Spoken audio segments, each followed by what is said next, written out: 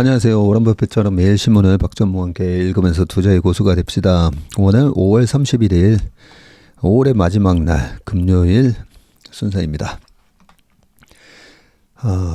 계절의 여왕이라고 했지만 주식시장은 변동성이 심해가지고 5월 달에 시장이 어떻게 됐나 한번 봤거든요. 이 월봉을 딱 띄워놓으면 되는데 월 초에 3%까지 올라가면서 2773 기록을 했다가 결국은 지금 마이너스 1.6, 2648. 네. 그리고 그 전달에 4월만 하더라도 4월은 뭐 잔인한 달 뭐 하면서 또 얘기했지만 그때도 잔인한 달이라고 하지만 별로 잔인한 적이 주식 시장에는 잔인한 적은 별로 없었다. 그런 말씀을 드렸었는데 그때도 지수가요 마이너스 7%까지 빠졌었어요. 2553까지 갔다가 그러고 나서 밑꼬리 달고 쭉 올라와서 2692로 끝나고 그러고 이번 5월 초에 2773까지 갔는데 또 2650 이렇게 빠지니까 좀 짜증은 나는 그런 장이었을 겁니다. 5개월 이평선이 얼마인가 봤더니 딱 2645네요. 이 5개월 이평선은 지키고 끝나겠다는 강력한 의지가 월봉 차트나 이런 거 보면 되게 재밌습니다. 차트 얘기하니까 또 차트 얘기 잠시만 할까요? 차트를 볼 때 제일 중요한 단어 추세. 네, 추세. 그리고 두 번째는 추세 속에 이 변동성이 있잖아요. 그 변동성에 대해서 뭐 여러 가지 지표들이 많은데 우리가 차트 보조 지표 들어가 보면 변동성 지표가 있고 추세 지표가 있고 그런데 제가 뭐 늘 띄워놓는 거는 MACD 오실레이터는 추세 지표죠. 이 추세 지표가 지금 올 들어와서도 계속 작년 11월 달부터 MACD 오실레이터 월봉 보시면 플러스로 돌아가서 있기 때문에 상승 추세 구간이다라고 볼 수가 있고요. 이 상승장에서는 5개월 이평선을 잘 안 깨고 시장이 올라갑니다. S&P 500이나 나스닥이나 한번 다 보시면 되고 이 5개월 이평선을 기준으로 완전히 그냥 시스템 트레이딩 하는 선수들은 5개월 이평선 깨지면 기계적으로 팝니다. 그래서 지난 4월 달 같은 경우도 마찬가지예요.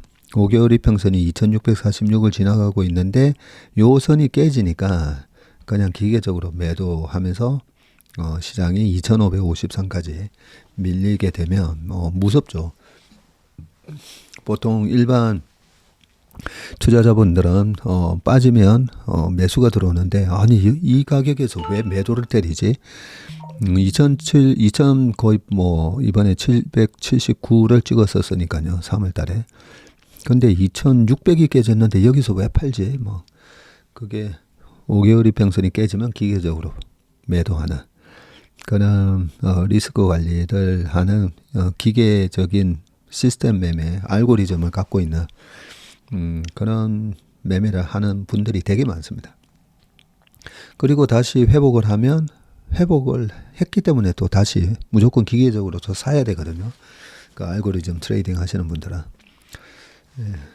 그런 모습 속에 이번 달에도 지금 2644.8인데 오늘 종가를 요 5개월 이평선 위에서 지키려고 무지 애를 쓰는 그런 모습을 보이고요.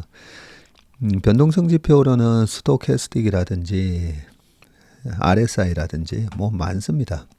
차트 들어가셔가지고 차트 설정 들어가 보면 추세 지표가 있고 그리고 방금 말씀드렸던 탄력성 또는 변동성 지표가 있는데 이 변동성 지표에도 뭐 여러 가지 많습니다. 아주 많은 이 많은 지표들 제가 다 알고 있냐 보면 다 모릅니다.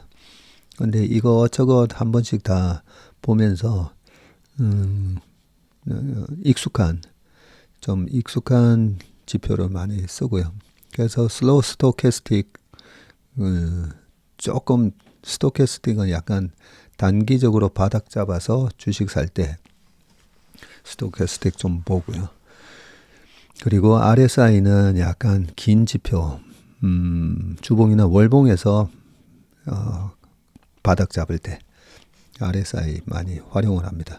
RSI가 70 이상 올라가면 약간 과매수권인데 과매수 영역에서 좀 한참 있다가 떨어지는 경우가 많기 때문에 바닥을 잡는 지표로는 RSI, 주봉이나 월봉 많이 봅니다. 네, 차트 얘기는 요 정도 하겠습니다.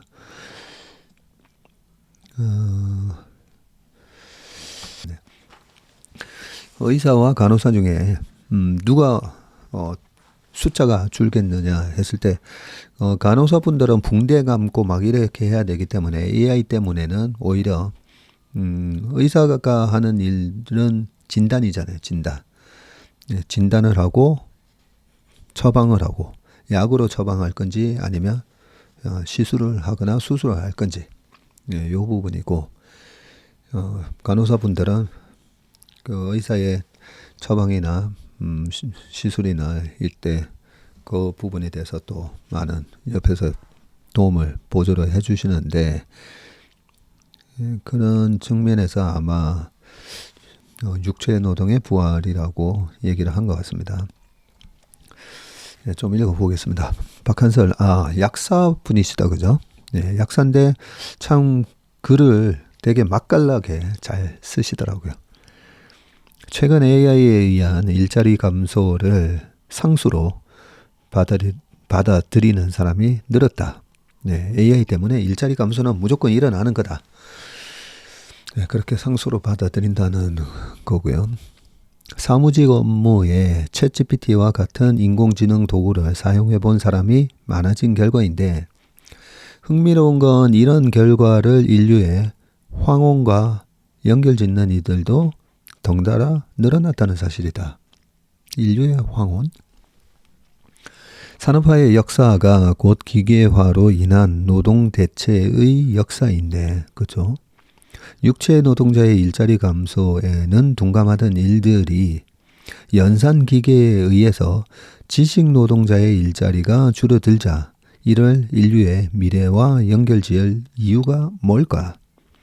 자동화의 범주가 정신노동으로도 확장되었을 뿐이지 특별히 새로울 게 없는 산업화의 일관된 흐름이다. 지식 노동자라고 언제까지 예외여야 할까? 그렇네요. 새로울 게 없더라도 이런 현상이 문제적인 건 변하지 않는다. 산업혁명으로 일자리를 잃은 직공들이 방직기를 파괴하던 것과 유사하게 AI로 일자리를 잃을 정신노동자들도 분노와 좌절을 표현할 게 당연해서다. 당장 국내에서도 실제 사례가 나왔는데 지난해 6월에는 웹툰 작가 등단을 노리는 지망생들이 AI 웹툰 보이콧 운동을 벌이기도 했고 AI를 활용했다는 의혹이 있는 작품에는 별점 테러가 쏟아졌다. 그림 AI가 화공의 일자리를 빼앗는다는 위기감이 드러나는 반응이다. 러다이트 운동처럼 실패하겠지만 과거와는 다른 점이 있다. 바로 변화하는 세계 인구 구조다. 한국의 인구가 늙어가는 건 무수히 강조되었지만 이것이 세계적인 현상이라는 건 그만큼 주목을 받지 못했다. 유엔의 인구 추계에 따르면 전 세계 인구 중에서 15세부터 64세까지의 생산 가능 인구는 계속 줄어들고 있고 가장 낙관적인 전망으로도 2032년 65.6%를 정점으로 하락을 시작하니 근로가 가능한 젊은 인구는 세계적으로 점점 귀해지게 된다. 세계화와 인구 증가로 협상력을 잃었던 육체노동의 전적인 부활이다. 인위적으로 최저임금을 끌어올리지 않아도 육체노동에 대한 모종의 멸시가 사라지지 않아도 노동시장의 힘이 그런 변화를 긴 시간에 걸쳐서 자발적으로 만든다. 이미 현대자동차 생산직 신규 채용에 박사 학위가 있는 지원자도 나오지 않았던가. 현대차 생산직 신규 채용인데 박사 출신 지원자가 있었다고 합니다. 고령화가 선진국에서 두드러진다는 점을 고려하면 젊은 육체 노동자 공급 부족은 개발도상국보다 선진국에서 더 절박하게 느낄 수밖에 없고, 특히나 고령자에 대한 간병과 돌봄 노동은 로봇으로 대응하기도 까다로울 정도로 여러 행위가 복합적으로 요구되는 노동이니 사람이 아니고서는 제대로 수행하기도 어렵다. 이런 관점에서 보면 인공지능의 발달은 선진국에서의 육체 노동자 공급 부족을 완화해주는 정말로 다행스러운 장치다. 과거에는 단순 사무직에 종사했을 노동자들이 AI에 의해서 몸값 높은 육체 노동 시장으로 옮겨갈 수밖에 없기 때문이다. 미래의 노동은 지금과 여러모로 다르겠지만 그것을 악화나 열화로만 그릴 필요는 없다. 라고 하셨습니다. 네. 현대자동차 생산직의 평균 임금이 꽤 높거든요. 꽤 높습니다.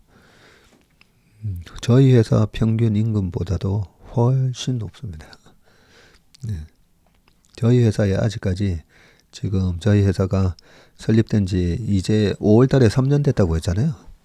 근데 첫 1년을 거의 라이센스가 안 나와서 돈을 까먹다 보니까 지금도 급여가 업계 평균에 저희가 70% 부장급 이상 보면 이 70%밖에 못 주고 있습니다. 그러다 보니까 최고 연봉을 받는 사람이 저 포함해가지고 현대자동차 생산직 평균 임금보다 사실 안 됩니다, 저희가. 그래서 여기 박사학위 지원자가 현대차 생산직 신규 채용에 얼마든지 저는 지원했을 수 있다라고 생각합니다. 네.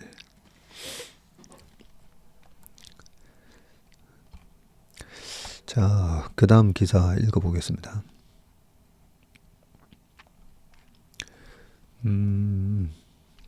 이윤정의 판 앤 펀, 선을 넘는다는 것. 야, 이 되게 중요한 단어잖아요. 네, 선. 자, 제가 기생충 영화를 보면서 참 영화가 참 대단한 영화다. 뭐 영화 제가 잘 모르지만 제가 본 영화 중에 최고의 영화를 꼽으라고 한다면 기생충을 저는 꼽을 것 같아요.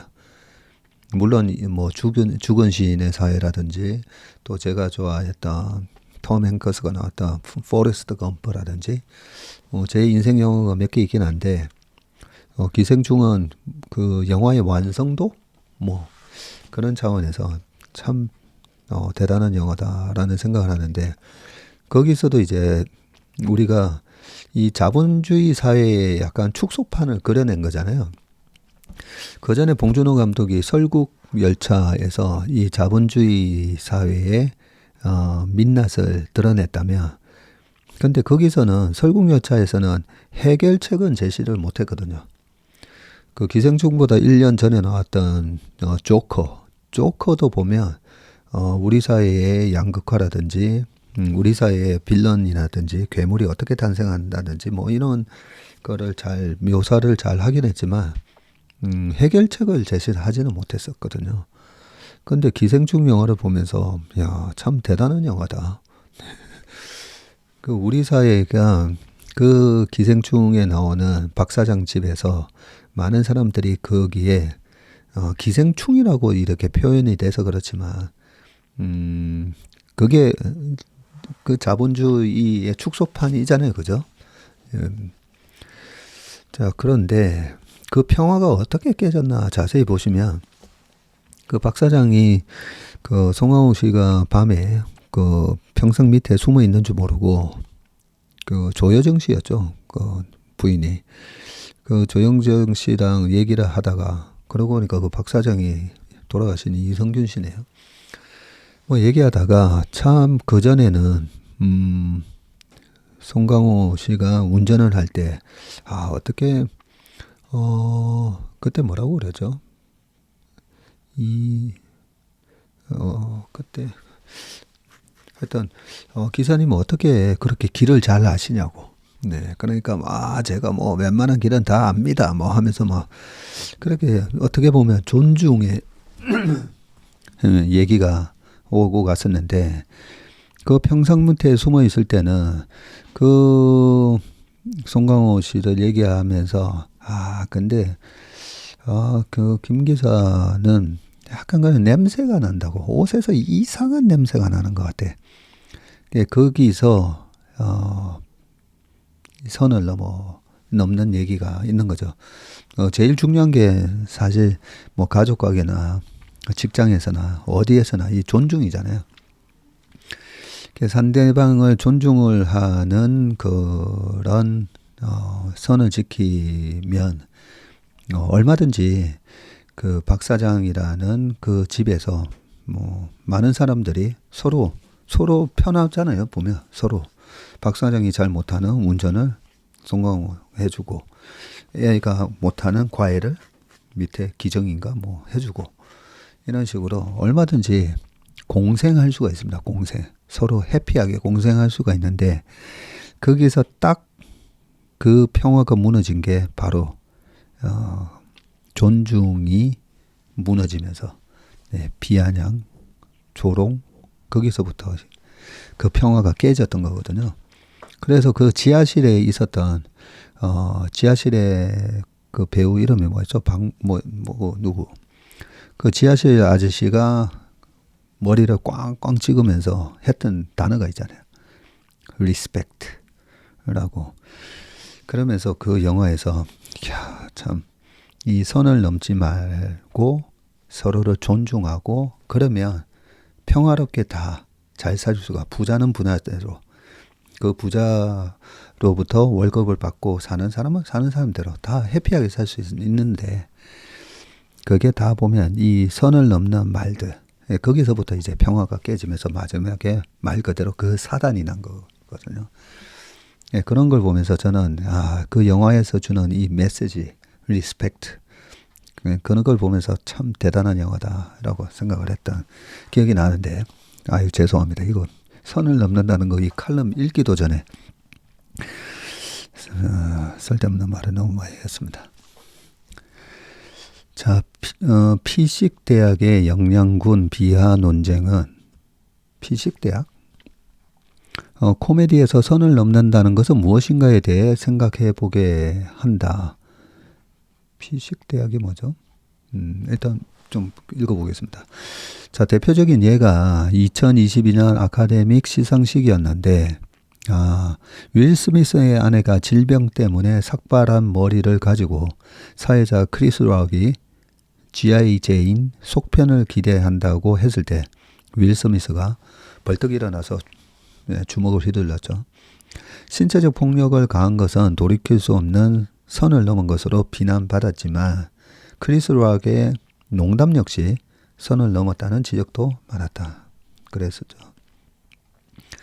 미국 시상식의 사회자들은 보는 사람마저 조마조마하게 할 정도로 선을 넘는데 리키 저베이스는 2016년 골든글로브 시상식에서 객석에 있는 애플 팀 쿡 회장에게 애플 TV가 모닝쇼라는 품격 있고 올바른 드라마를 만들었죠.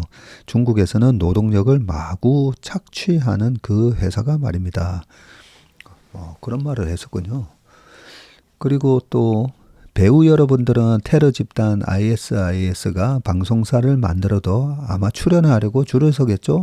그러니 제발 수상소감으로 정치적 발언 따위는 집어치우세요라며 이거는 뼈 때리는 또 그런 거침없이 말주먹을 날린다.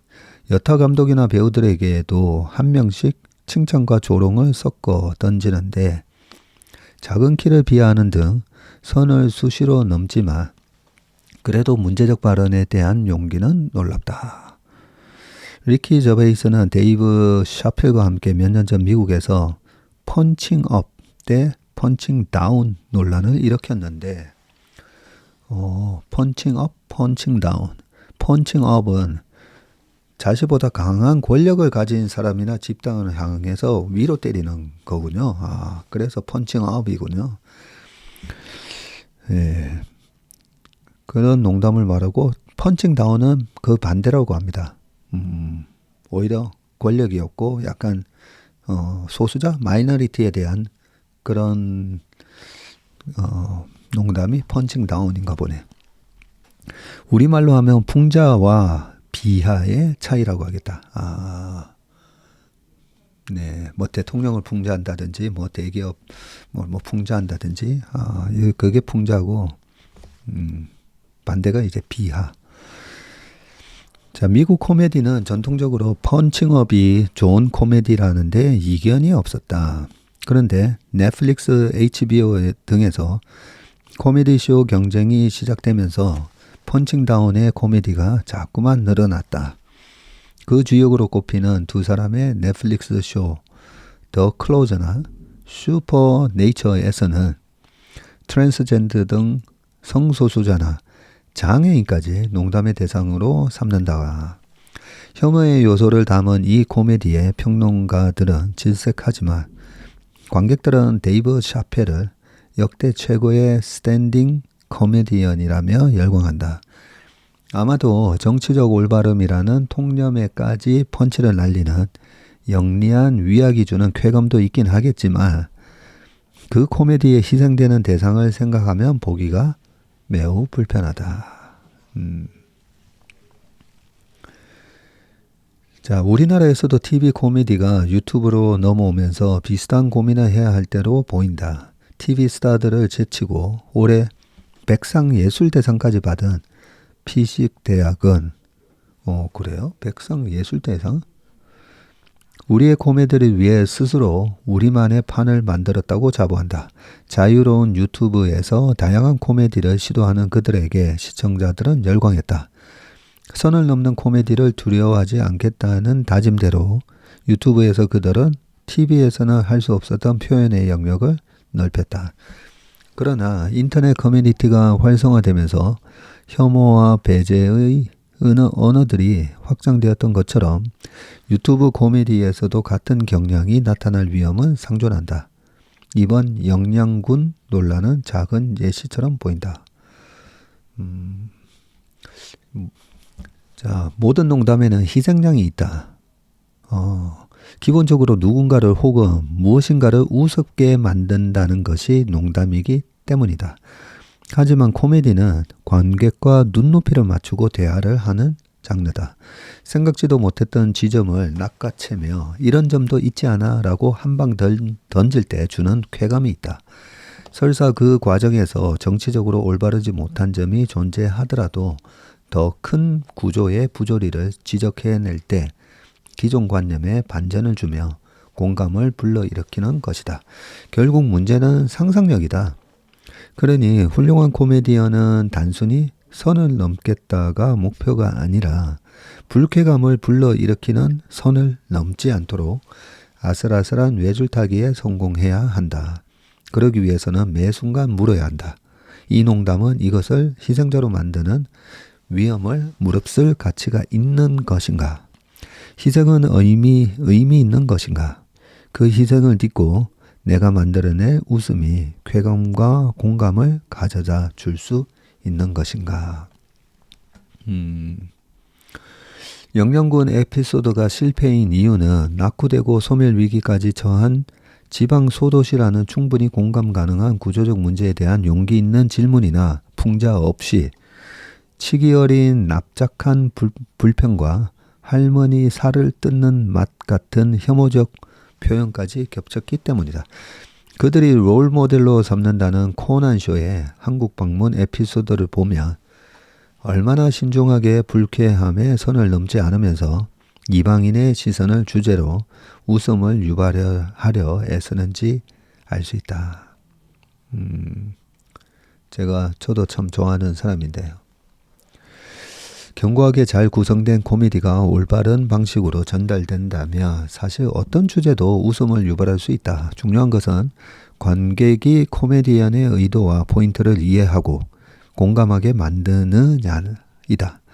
피식쇼는 글로벌 K 코미디 쇼를 개척하겠다고 했고 글로벌 쇼의 꿈은 단지 영어로 대화를 나누고 외국 게스트들을 초청하는 것만으로 이루어질 수 있는 게 아니다.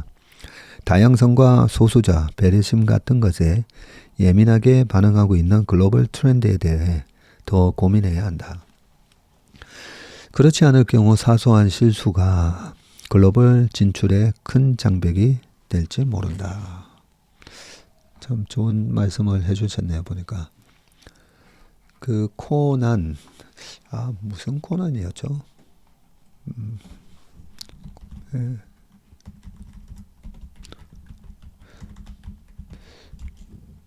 코난.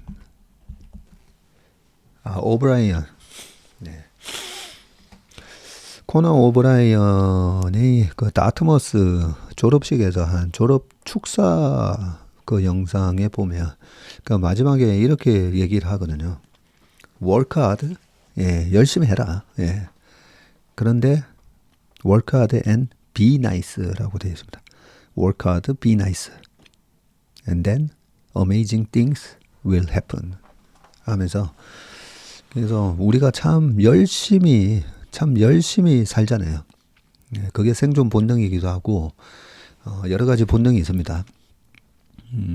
그 본능 때문에 남들보다 잘 살고 싶고 예, 그 본능 때문에 자본주의가 발전하게 돼 있지 않습니까? 그래서 그 이기적인 그 마음이 우리 자본주의를 좀 더 또 풍요롭게 만들어 주는데 그래서 열심히 하는데 이 코난 오브라이언이 했던 얘기가 열심히 하되 be nice 하라는 거죠. 네, 다른 사람들한테.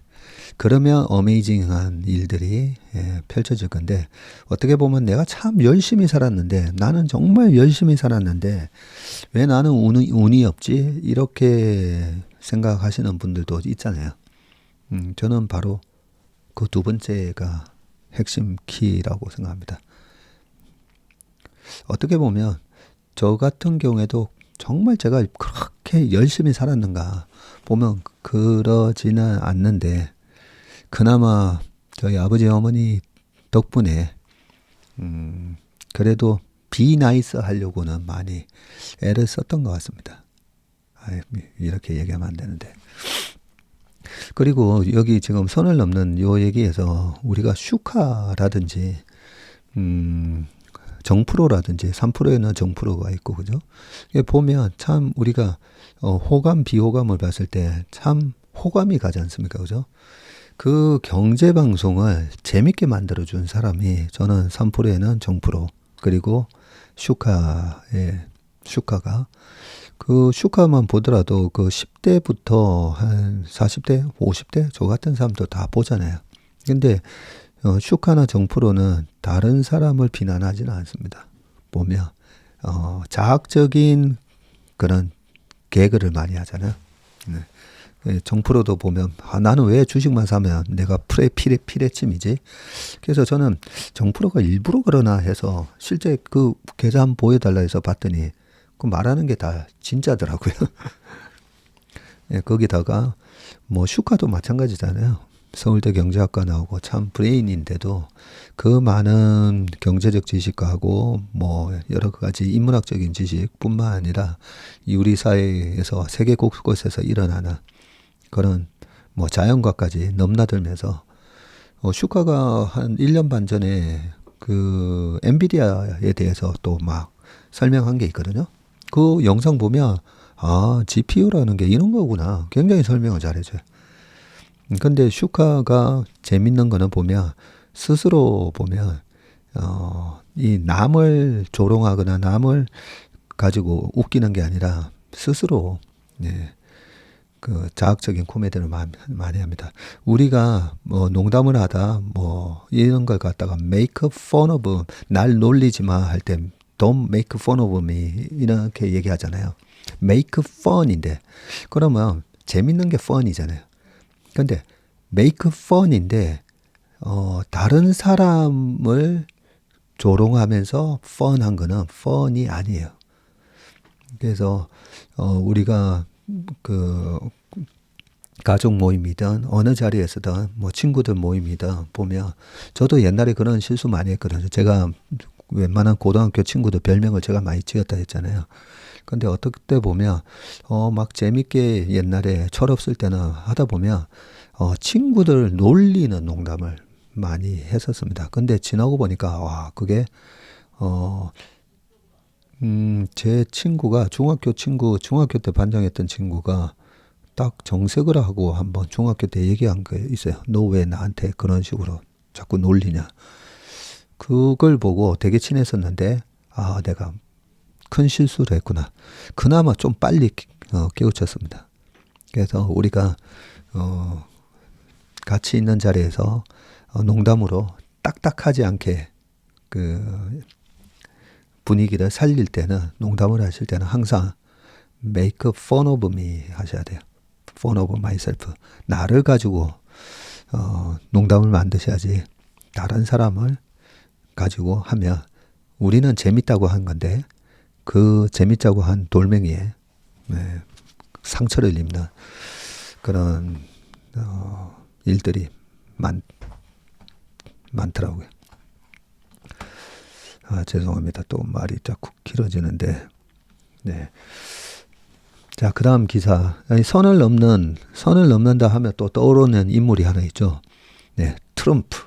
네, 선을 막 넘나들면서 사람을 갖다가 들었다 놨다 하면서 결국은 본인 의지대로 협상을 하게 만듭니다. 협상의 달인. 자, 트럼프 얘기를 보겠습니다. 우세한 트럼프, 우려하는 전기차 업계. 자, 11월 미국 대선에서 도널드 트럼프 전 대통령이 당선될까 봐 청정에너지 관련 기업들이 우려하고 있다.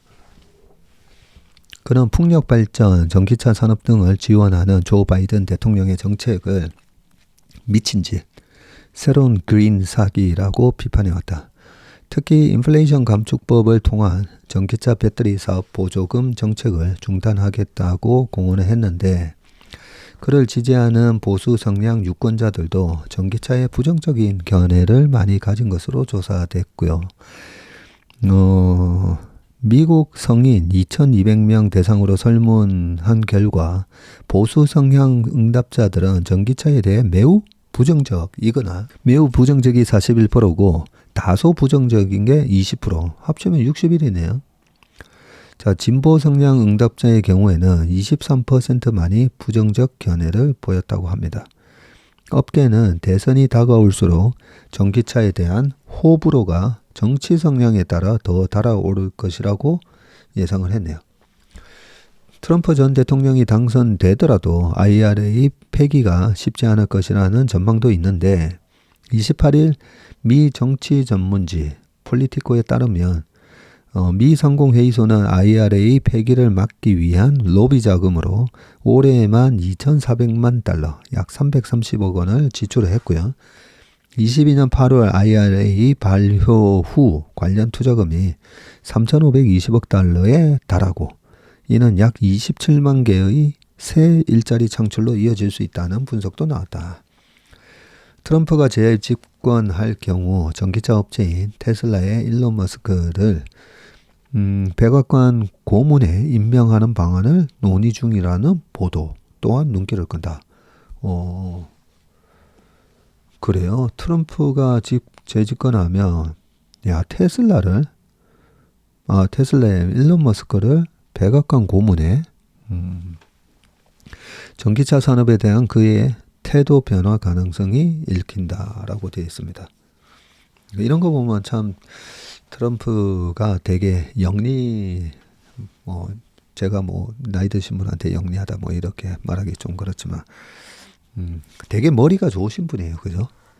네, 그 협상의 달인 그 관련된 뭐 책도 내고 하셨지만 보면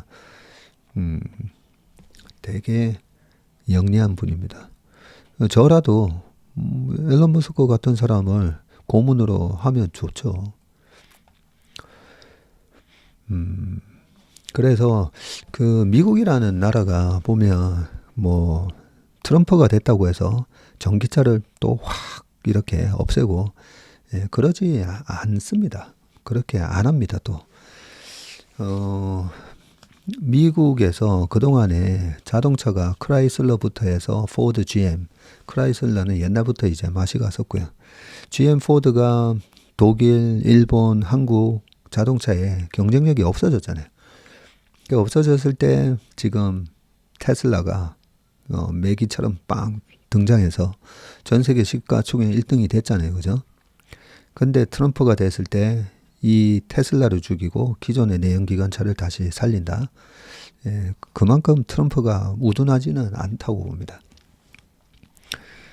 그래서 미국은 자국 기업이 세계적인 기업이 되도록 많이 초당적으로 이렇게 지원을 하기 때문에 트럼프가 되기 전까지는 계속 이래 말이 워낙 이제 선을 넘으면서 말을 많이 하시기 때문에 그런 게 이제 센티멘트에 영향을 주기 때문에 테슬라 주가는 저는 10월 말까지는 이 쐐기형, 웨지형으로 저점은 계속 조금씩 올라오고 고점도 좀 막혀 있고 그런 식의 조정을 보인다고 보지만 올 하반기부터 11월, 12월부터요. 4Q부터 그리고 내년 상반기에 그때는 이 세기형의 그 저항선을 뚫는다고 봅니다. 그러고 보니까 아까 차트 얘기하다가 추세가 제일 중요하고 그 다음이 중요한 단어가 지지와 저항입니다. 자,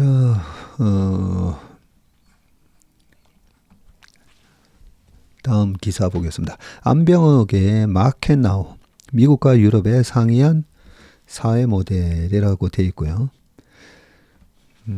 미국과 유럽의 경제력 격차가 점점 더 커지고 있다. 하지만 여러 지표를 보면 미국이 유럽보다 사회 모델이 뛰어난 것은 아니다. 2007년까지만 해도 명목 GDP 기준으로 유럽연합, EU 27개국의 경제 규모가 미국보다 조금 더 컸다. 네, 컸습니다. 그때 또 서프라임 모기지 사태 터지고 그러면서 격차가 확 벌어질 뻔했었거든요. 그러다가 남유럽 위기 터지고 하면서 다시 미국이 위로 빵 치고 올라가는데 2023년 말 미국 경제 규모가 EU보다 10% 정도 더 커졌다.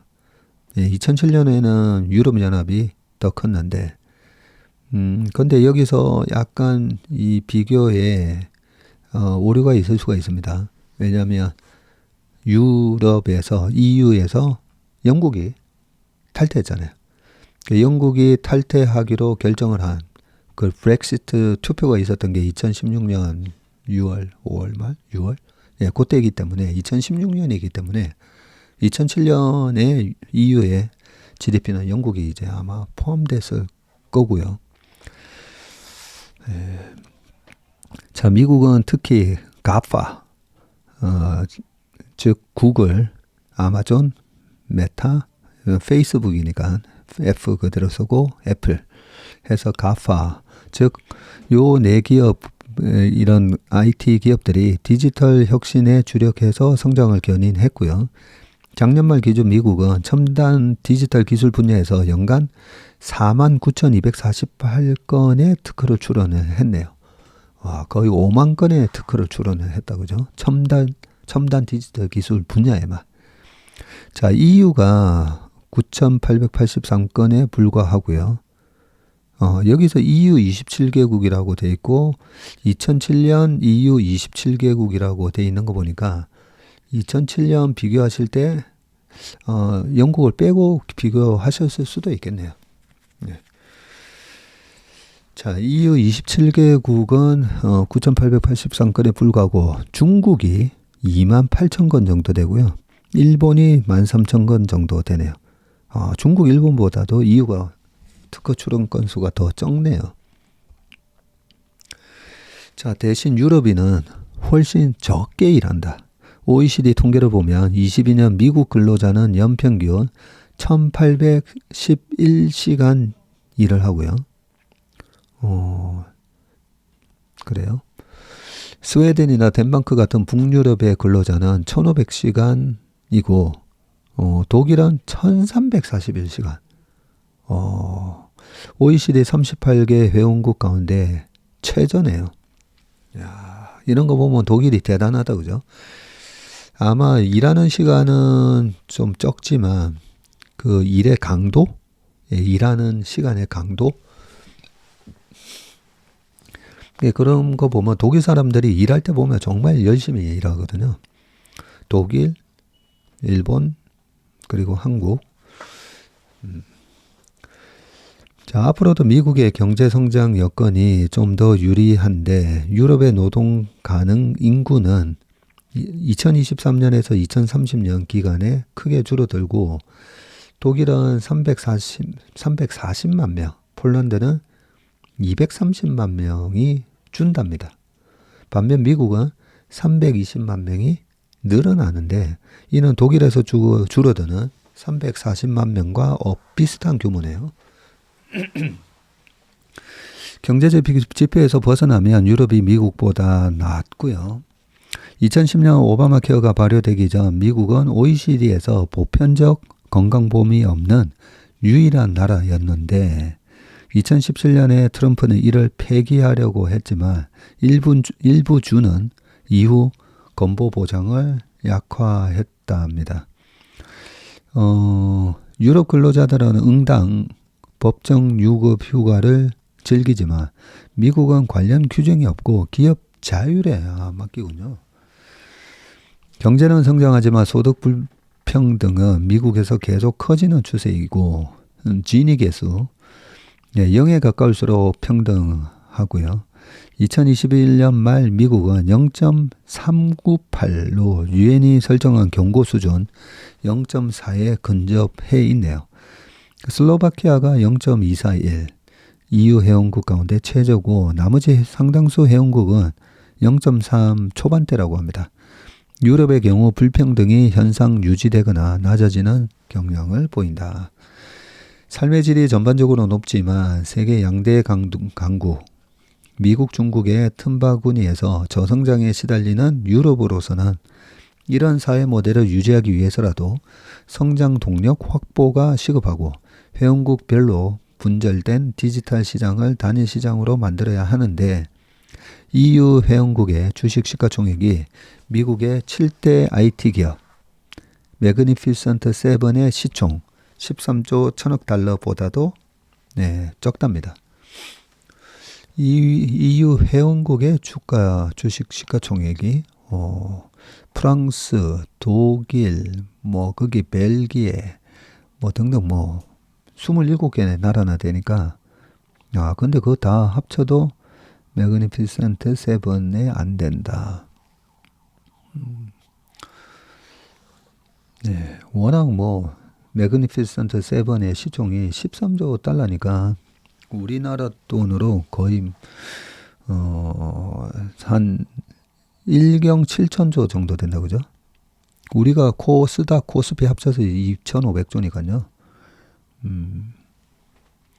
우리보다도 거의 6배, 7배 더 크네요. 자, EU 차원에서 주식시장을 통한 기업 자금 조달을 활성화하고 시민들이 보유한 돈을 주식시장으로 유인하는 자본시장 동맹이 시급하다.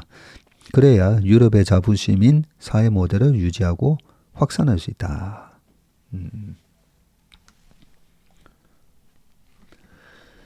자, 그 다음 기사 보겠습니다.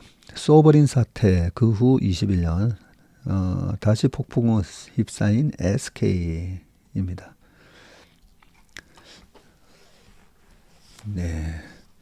아마 최태원 회장의 이혼 그 판결 때문에 이혼 SK 주가에 어떤 영향을 줄 건가? 되게 재미난 칼럼인 것 같습니다. 소버린 사태.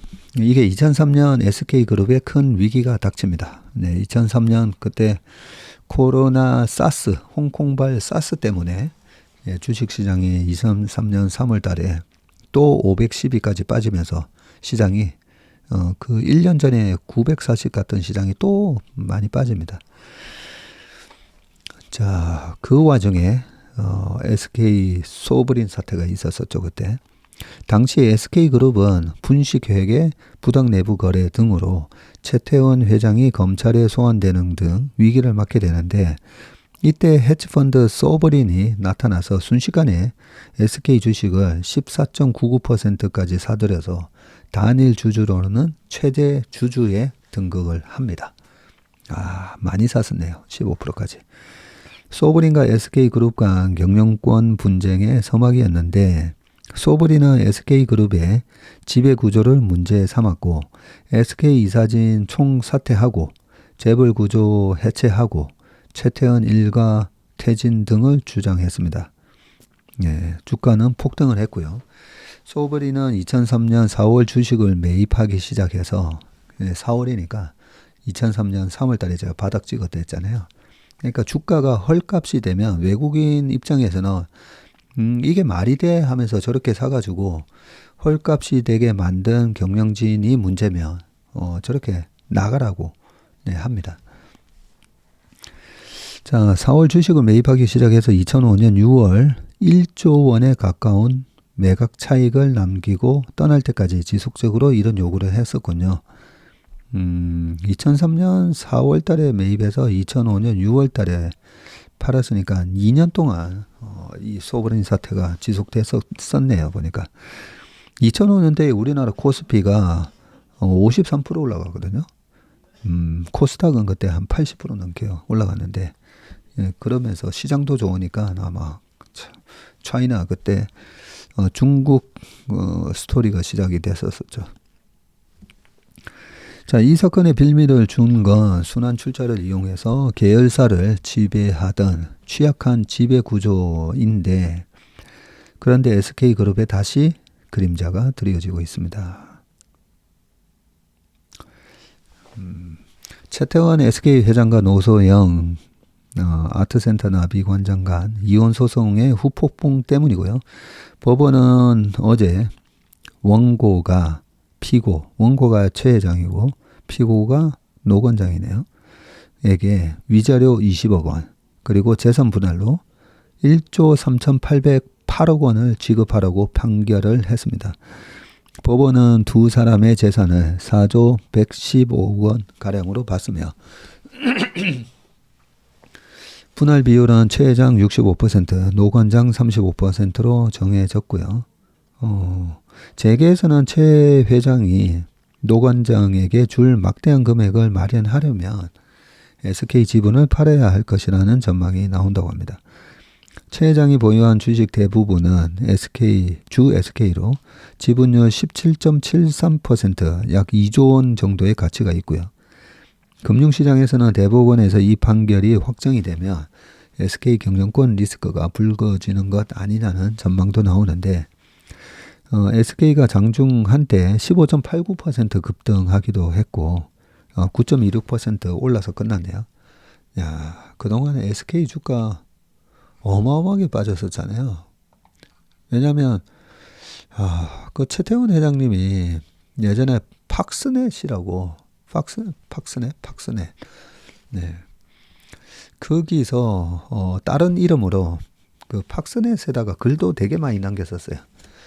근데 그 글 내용에 보다 보면 그 본인 와이프 얘기도 하고 뭐 이렇게 했는데 어떤 사람이 눈치를 챈 거죠. 보니까 매칭을 해보니까 이 사람 최태원 회장인 것 같다. 그때 선물 매매로 해외에서 무슨 선물 매매로 해외였던가 우리나라에서던가 선물 매매로 한 5천억을 잃으셨거든요. 그러니까 이런저런 식으로 주식을 되게 잘 아시는 분이에요.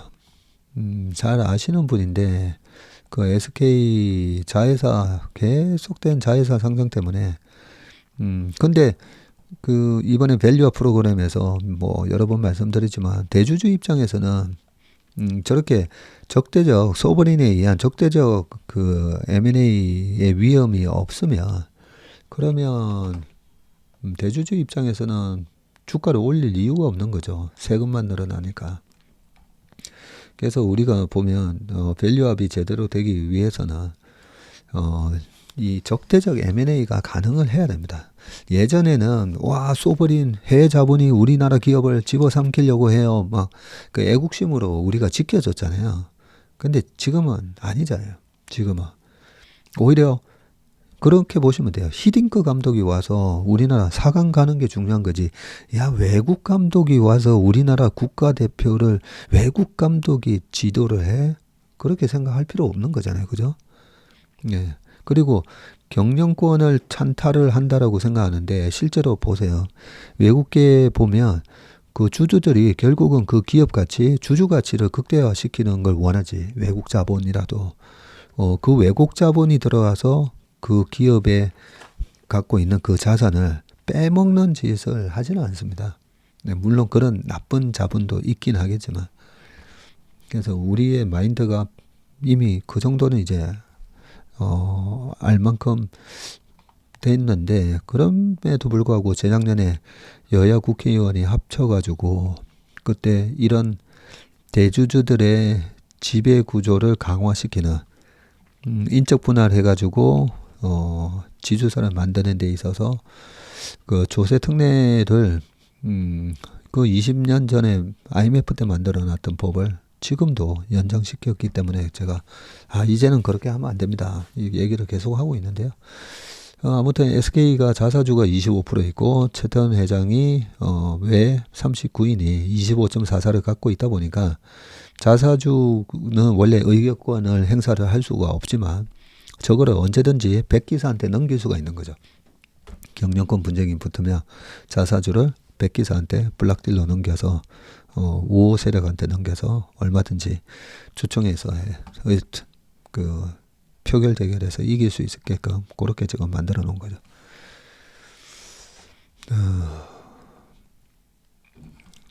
네, 기사를 좀 더 읽어보겠습니다. 기사는 다 읽었네요.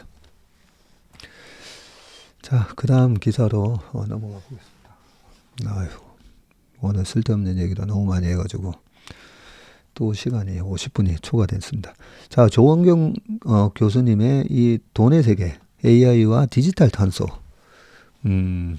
자, 엔비디아 주가가 $1,150를 돌파를 했고 압도적인 1분기 실적에다가 액면 분할 계획까지 겹치면서 시장이 호응한 결과이고요. 자, 지난 3월 애플의 팀 쿡 CEO가 중국 발전 포럼에서 AI가 탄소 배출을 줄일 핵심 기술이라고 강조를 했는데 MIT 테크놀로지 리뷰 역시 테슬라 오토파일럿 같은 AI가 탄소 배출을 줄일 핵심 기술이라고 강조를 했고요. AI는 사용자 생활 패턴을 분석해서 가전 전원을 제어하고 생산 과정에서 최적의 프로세스를 학습해서 불필요한 공정을 줄인다. 그러겠네요. AI가 인간 능력으로 어려운 부분까지 세밀하게 계산해서 에너지 절감의 견인차 역할을 할 수 있고 AI 때문에 디지털 탄소 중립이 중요해졌다. 자, 넷플릭스의 탄소 발자국은 15만 가구의 도시에서 1년 동안 배출하는 탄소 배출량과 비슷하고 그래요. 15만 가구 1년 배출하는. 자, 그리고 앱 사용 시 1분 동안의 탄소 배출량은 틱톡을 사용할 때는 2.63g, 인스타는 1.05g, 유튜브는 0.46g. 틱톡이 엄청 높네요. 스마트폰을 2시간 사용하면 경차로 1.4km를 달릴 때 배출하는 양만큼의 탄소가 발생한답니다. 스마트폰을 2시간 사용하면? 그러면 우리가 스마트폰으로 막 유튜브를 이렇게 보고 있으면 그런가요? 그게 아니라 전기. 예, 전기가 그만큼 필요하니까 아마 탄소가 그만큼 발생하겠네요. 자, 알게 모르게 우리는 디지털 탄소에 노출되어 있다. 디지털 디바이스, 네트워크, 서비스 사용과 운영이 온실가스 배출량과 에너지 소비량의 과부하를 일으킨다. 전기 먹는 하마가 된 AI도 디지털 탄소의 주범이라는 멍해를 쥐게 되었는데 생성형 AI발 데이터 센터 수요 급증으로 전력난이 심각하고 대형 IT 기업은 데이터 센터 입지 선정에서 전기 공급을 최우선으로 고려한다.